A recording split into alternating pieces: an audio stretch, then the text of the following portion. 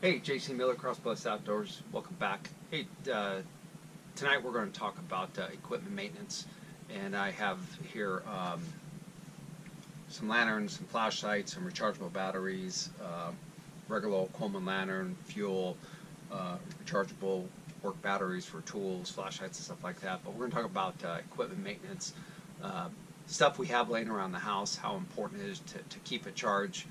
This is not so much about EDCs or 72-hour packs or anything like that. This is about what we have at home.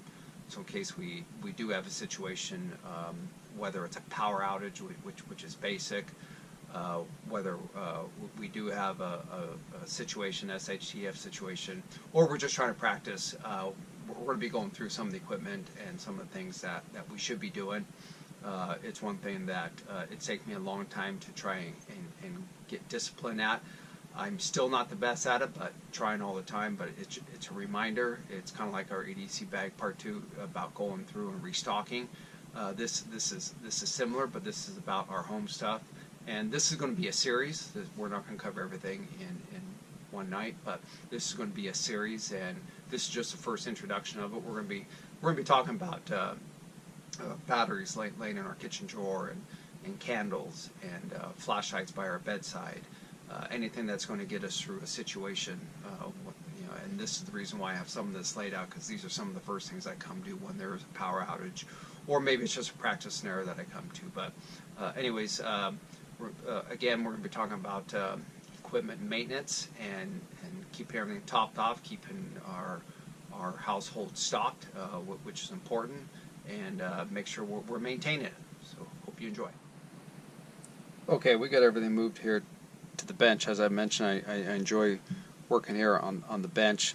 But this is going to be a series on equipment maintenance, and more equipment maintenance to start out with at the home, and we're going to continue it into a continuation of our EDC series part 2 restock, and it's going to be talking about camping gear and vehicle gear and stuff like that. But I wanted to go over equipment maintenance just at home to keep the home running, especially if you're in an area where there's high power outages, you have severe weather, you have conditions that would require you to be able to maintain more than others. Where we're at, we don't have as severe weather conditions, but we do deal with power outages.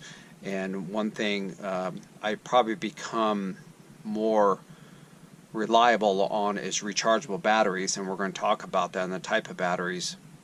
But I also still like to stick to basic fuels that are easy to store, that are long lasting, they don't go bad, and we're going to talk about that also. So again, I hope you enjoy, and let's get going on this. A while back I did a huge investment on some Goal Zero, and I've got a Goal Zero 1250 and a Goal Zero 400. The 400 sits really on our bench. It's used to charge a lot of our devices just because it's so versatile, and it's also lightweight. I'll show that in a review in another video. But these are some little lanterns that you can charge. It's got an internal cord right on it, so you could charge via USB, and we're going to talk a little bit more about that. We could charge it from portable power packs. We could charge it from our outlets in the household. But these are really nice. One thing I didn't pay attention to, though, once I got into it, are the proprietary battery that goes in here, which is an 18650, except it's a proprietary battery by Goal Zero, 18650, which is polarity negative. It does not matter which way you put it in, but it can only be used in their devices. That is one thing I don't like, but I didn't realize that, and I didn't do enough research, and I'm sharing with you so no one else makes that mistake to go with a battery that is proprietary. And right now, currently, the only way they have to charge it is to put it inside of its lantern, which you see there's another existing 18650 in there. Put it in the lantern and charge it that way, which is fine, but there may become a point where the 18650 by Goal Zero is not viable anymore. But for right now, it works well. These lanterns are great. I keep them charged. They've got a little blue indicator. You can see that all 4 lights are on. This could either be halfway on or fully on. I'll go into more of a review and detail on these, but they've got a little stand here that you can set them on. And then move this out of the way. You can set them on, and also there is a internal little hook there, and there's a little hook that comes up here and can slip right on. So we keep these maintained. We keep them around the house. They sit inside of an old camera bag that I have. And they go with us on any major trip. Oh, sorry, I also forgot to mention that they're magnetic, so they can, magnetic base, I don't know if everybody can see that. They could go anywhere. They could turn on right from magnet pegs, and they're nice. So you can hang them upside down. You hang them from various hook points. So they're pretty versatile that way, but we keep these maintained at all times. I do need to go through them and top them off. You can see this one's at 3 out of the 4 lights. So we're going to get this one topped off here tonight. We're going to plug everything in and get everything put back away in the morning before I leave for work. But those are the small lanterns. We do have larger lanterns. They have a stand also. These are real nice because these are not only 180 and 360, but they do have an emergency light on them. Hopefully I'm doing okay on the camera, and they also have an internal cord. They also can charge things. This is a USB 1.5. They could also charge things. But one nice thing I like about these, which is a huge plus, is they've got a hand crank on them, so you can charge them that way manually. And this is an internal battery here. This is the Lighthouse 250, so this is an internal battery here that we just keep maintained. But we can see this is at, if you can see that, sorry about that, at 3 out of the 4 lights. So we're going to get this thing topped off too. But we do have a couple of these, and they do put off some nice light. That one too is 3 out of 4. So it's probably been a little over a month since I've charged these. So I'm going to give these a charge and put them back in the kit also. So let me move these out of the way here. And then back to the Goal Zero. We do have quite a few Goal Zero 18650. Anything that's charged, I put in a case. That means it's charged. I'll rotate these batteries in once I charge the other lanterns. But they're good batteries. They're 3,000 milliamps. We're going to talk about some Olight batteries coming up.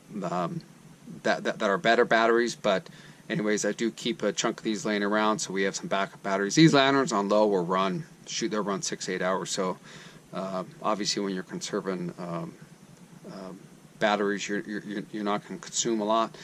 So they do last, and they're good batteries that way. The other thing I've been investing in a little bit are rechargeable AA's. This little unit's kind of nice because you could throw the batteries in.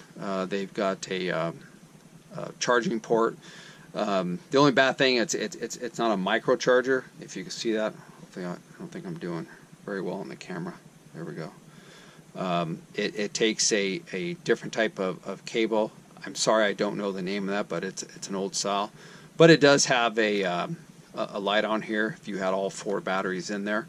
So this is nice. You can hang it, and you can charge the batteries.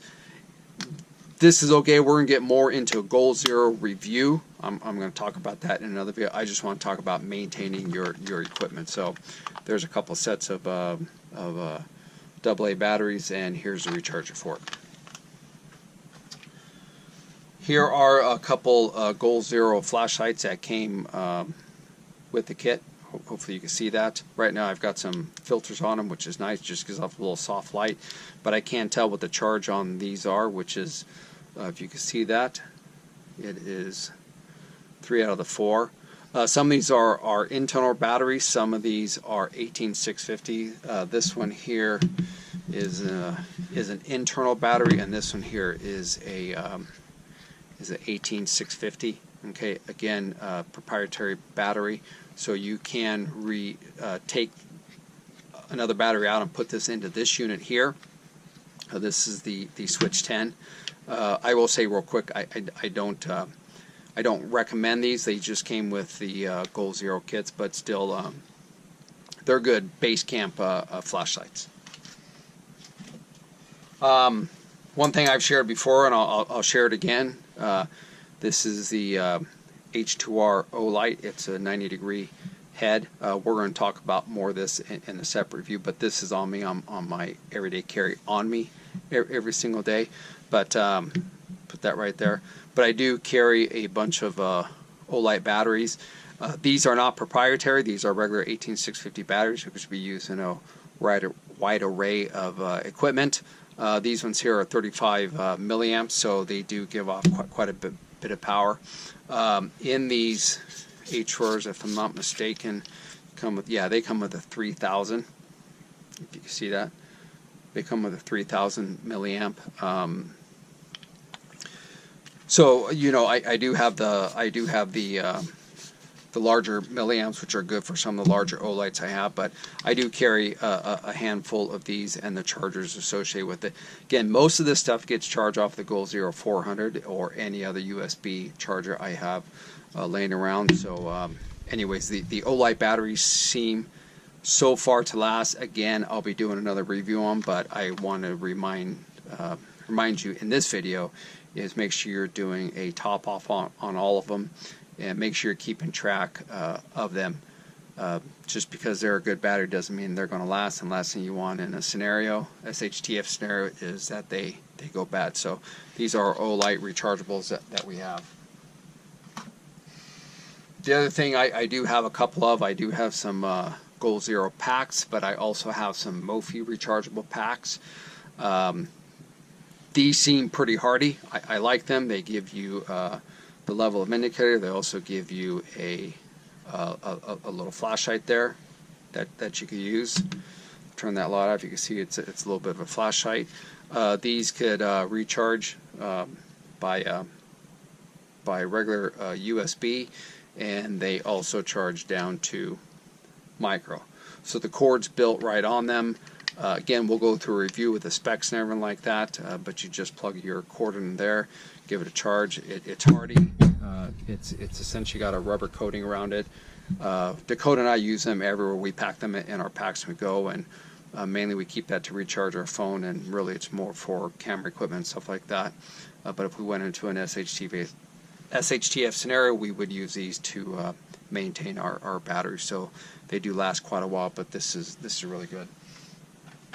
The other thing I do carry right beside is another O-Light. Again, we're not going to go into the into the O-Lights, but we're talking about chargers, maintaining them. I keep this plugged in, and I unplug it about every day, and then recharge about every 2-3 days. Again, this is plugged into the Goal Zero Yeti 400, but I like to keep this thing maintained. It has both a 12-volt power supply and a regular 110-volt plug-in, so it could go either way, and you can mount this clip in anywhere. And anyways, it's these are good little flashlights. Again, we're going to go into the flashlight review on a whole separate video, but I want to talk about maintaining these, and I do get them plugged in every couple days.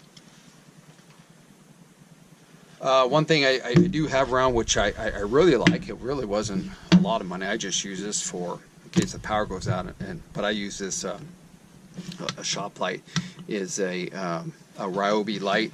It's 18 volt. I do have some Ryobi tools, so we do have some of the main batteries. This is a great little light. I mean, you could do a lot with it. You could click on both lights. Hopefully you can see that. Click on both lights. You could just have the bottom light on, just have the top light on. It's got a little hook here. It collapses right into itself, just like that. Okay, I use this light all the time when I'm out here in the shop. I have bad eyes, so anyways, it works really well, and the battery seems to last on it. More so the larger lithium battery, 8 volt. But I have a bunch of DeWalt tools either, so I do utilize the batteries for lights and stuff like that, just to maintain things, and especially the tools too, because you don't have to have electric or anything like that. So, but last but not least, this is only one.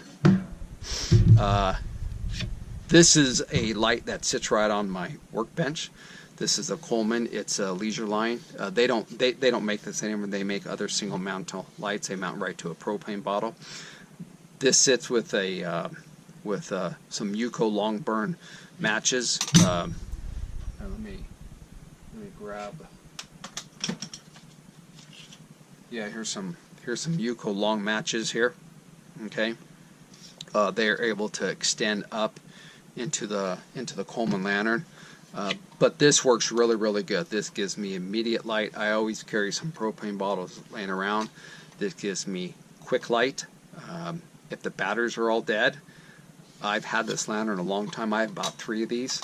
I use them quite extensively for hunting, especially when we're out and about. It's very lightweight. But this is one form, and I do have some other lanterns I didn't pull out. We'll do them in another review, but you cannot beat old Coleman white fuel. Okay, I've had some fuel that's probably 20 years old. I poured it into a lantern, burn with no problem. So these run about $12, $13. They at one time were very high priced. They're very hard to get. You could get some cheaper white fuel. I try to stick with the Coleman brand. I know the other ones are just as good, but it seems like these cans here, they last forever, and it's never failed me, and we'll talk about those type of lanterns. But I try to keep a couple of gallons of this in stock. One, the white fuel lasts a long time. It burns clean, and it's very reliable. So this is a staple of all of our kits.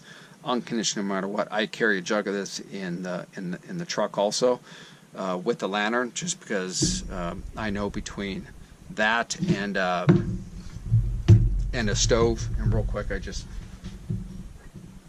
picked up. Some of you've seen this stove on Instagram the other day, but I always keep a stove and a lantern with white fuel, always, no matter what. You cannot go wrong with this. They will not fail you as long as you maintain you keep them clean. I'm not only a collector of Coleman, but I'm a believer in it. It's what I was raised in. So the white fuel is really the go-to at the end of the day. So anyways, that's equipment maintenance. Stay on top of it. You never know when a situation's going to happen. And I always rotate the batteries, whether it's the Ryobis or the DeWalt's. I always rotate them, so no matter what, I know I got power, whether it's lighting, whether it's drill motors, whether it's sanders or whatever. No matter what, I know I have a place not only to charge them, but afterwards I know I have a place to charge them via the Goal Zero, via the solar, and we'll do a complete solar video separately also. This video I'm trying to stay focused on strictly maintaining your equipment within your house. First time power goes out, I've got a flashlight on me. I come out here to the shop. I fire up the lanterns. I fire up any type of lamps. I get the family situated with their flashlights, and we light up the house, and we just hunker down, and we are very conservative on what we're using because we don't know how long the power is going to be out. But I spend a lot of time maintaining fuel, batteries, running through the equipment, running through lanterns. I always carry spare mantles.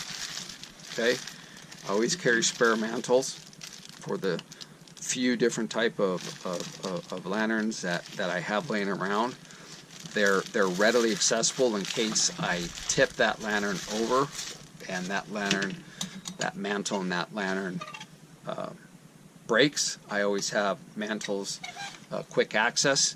I have a whole another set of mantles in the camping gears. So we're strictly talking about the home. So I hope this helped. If you have any comments below, if you do anything at your home, please share with the rest of the community. I really appreciate it, or share back with me and give me some ideas, and I'll share them back on another video. But again, I hope you enjoyed. I hope this helped. Enjoy your next outdoor adventure and stay prepared.